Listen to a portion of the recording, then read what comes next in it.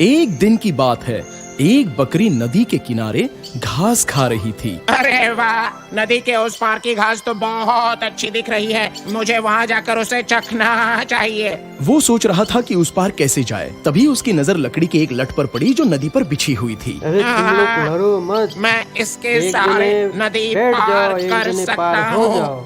वो लठ की ओर बढ़ने लगा। लठ पर पैर रखने पर उसने देखा उसकी दूसरी छोर पर एक बकरी पहले से ही खड़ी है। पहले मुझे जाने दो। दूसरी बकरी ने कहा। पर क्यों?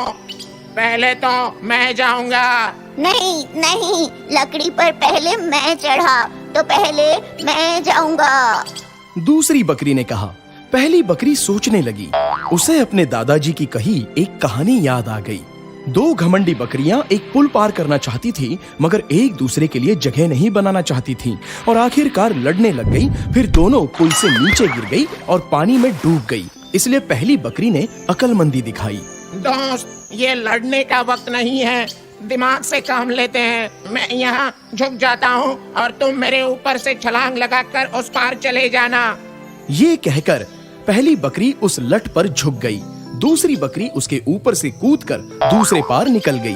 बहुत बहुत शुक्रिया दोस्त, तुमने अक्लमंदी से काम लिया। दूसरी बकरी ये कहकर चली गई।